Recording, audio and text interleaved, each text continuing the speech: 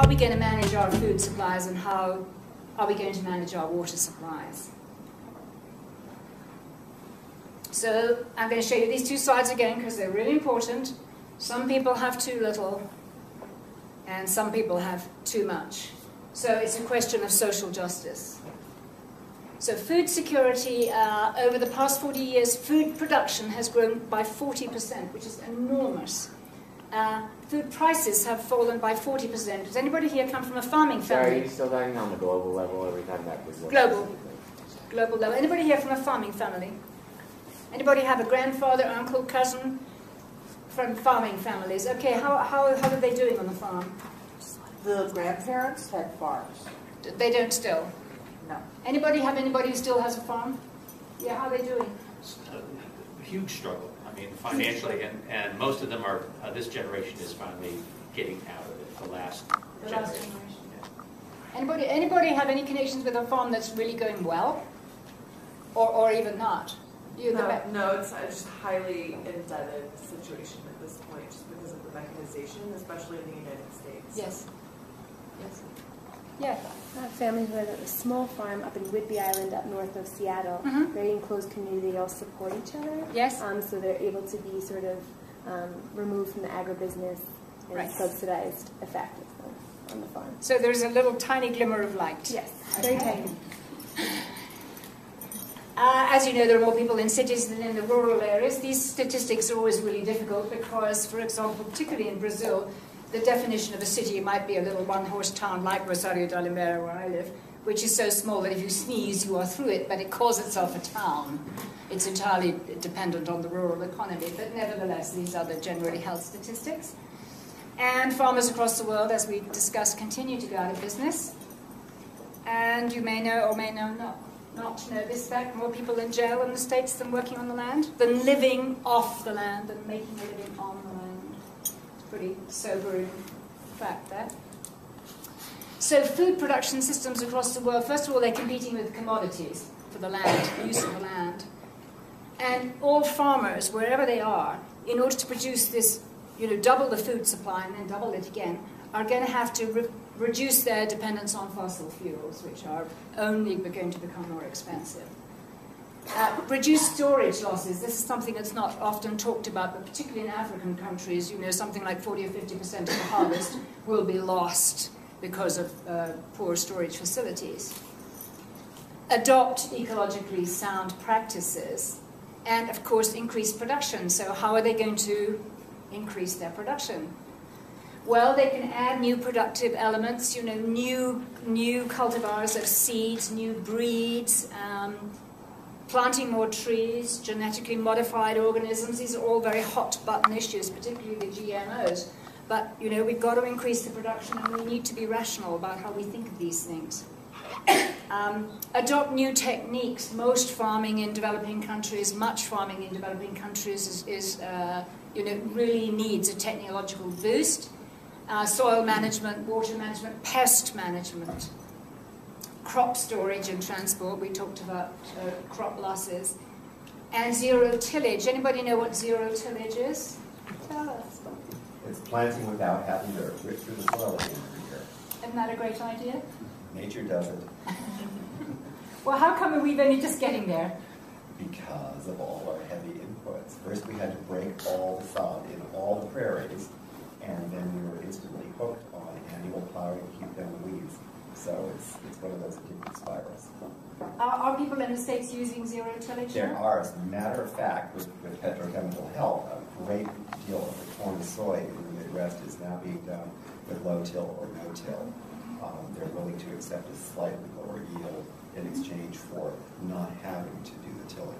So it is beginning to gain. Did you have something to add? No, I'm just amazed by that. What, that it's happening in America? No, that they're able to do this without the tillage and still to get them into production. Yep. It's amazing. And then we need to think, of course, about in food production, new pricing structures and new trade practices. And this is, again, a very hot-button issue internationally. So here's Brazil. There at the top, I know I've got a little pointer, I don't think I have. There's the Amazon at the top. The green patch on the right-hand side is the Amazon, the Atlantic rainforest, which is where Irukandji is and where you are all invited. I do have a button, is it? Oh, maybe I do. Maybe I don't. Oh, God. Okay, sorry. Forget it. Forget it. Sorry, you know I come from the rainforest, guys. Okay. So, top right hand, all the way down the coast there is the Atlantic forest, and at the top is the Amazon. The yellow section in the middle is the savannas, and this is the main area, agricultural area in Brazil at the moment. Now, Brazil is actually becoming a global breadbasket, as you may know. So, you know, I don't want to do this, we're bigger, you know, mine's bigger than your game. But, you know, we do lead the world in chicken, soy, beef, pork, coffee, cocoa, oranges, sugar, tobacco, and ethanol. We may not lead in every single one of those, but we're way up there, and we are a major competitor with the United States in agribusiness. Here's a picture of a state in the Amazon called, anybody ever been to Brazil? Anybody been to Mato Grosso? Anybody been to the Amazon area? Where did you go in Brazil? There were a few locations. I'd have to relook at my journals. Okay. Anybody been to the rural areas of Brazil? Yeah, where did you go? The south, near The south. Paraguay. Okay. Mato Grosso is a state on the edge of the Amazon. The word Mato Grosso means the great forest. If you look at that, you see the dark patches amongst the great soy fields. So it's, of course, been renamed the Great Soy Field. Brazil is now a very serious major agricultural producer. And what we're interested in learning is whether we can perhaps avoid some of the mistakes that have been made by the other countries. At the moment, it looks as if we're not doing too well on that. It is, and this may be a lesser known fact, an extraordinarily water-rich country. Brazil has 1/3 of all the fresh water in the world. And, you know, when wars are fought about water, Brazil will be in a very strong position. So if you guys who live in a desert here, you know, really get stuck, you're all invited. You'll regret that. I think I might. I'm setting my voice down to you now. Okay. Food security, having said all those good things, of course, we are the land of inequality, as we discussed in the last presentation. And there are still areas of extreme poverty, and there is still hunger in Brazil. Principally in the dry lands, that area just south of the Amazon. Like you, we are suffering from the effects of climate change. Very, very clear. Droughts and fires and floods. Much of the land in Brazil is used for commodities, for the sugar, for ethanol, for example. Much is used for infrastructure, for roads, cities, and giant dams. And agribusiness, our star sector. Brazil is rapidly becoming, if it's not already, the agricultural superpower. Very high yields from agribusiness.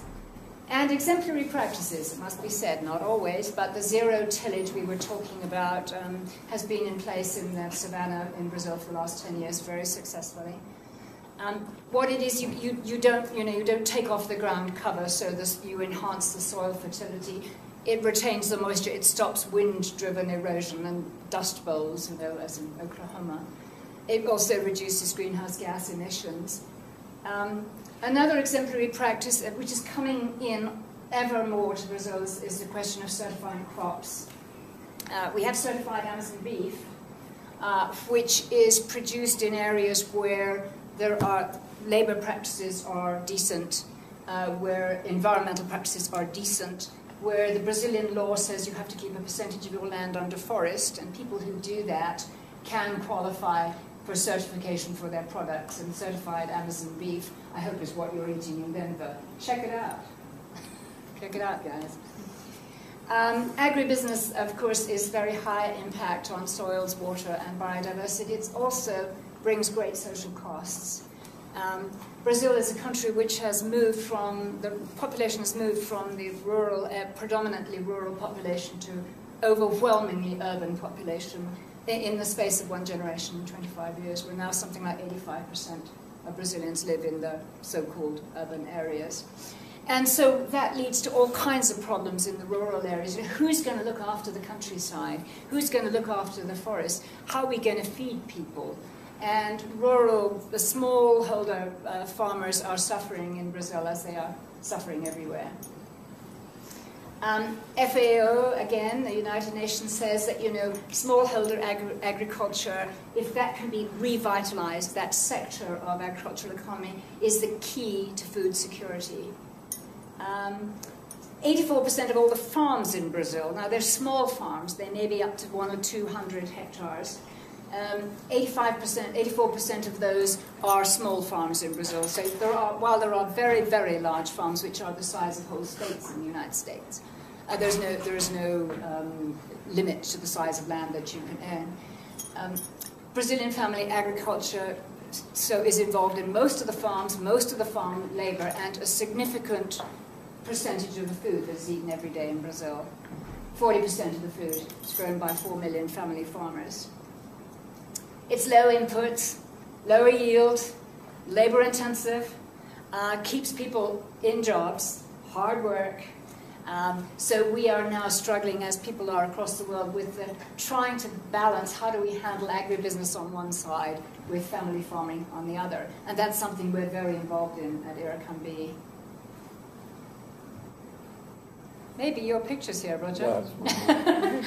I thought he was going to put his hand. I thought we'd better say thank you before he... water security, so 1/3 of all the fresh water in the world. But it's a very wasteful country, as large countries tend to be. People growing, green lawns and golf courses and watering their cars in desert areas and growing wheat in desert areas and so on.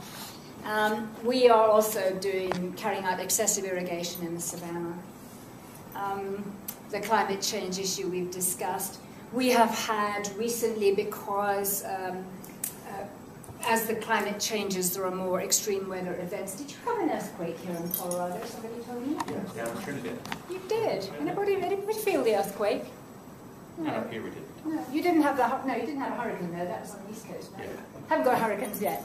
Okay, we haven't got hurricanes either, but we had very, very severe rains last year, and there were lots of mudslides on the mountain areas in the favelas in Rio. Something like 4,000 people were killed.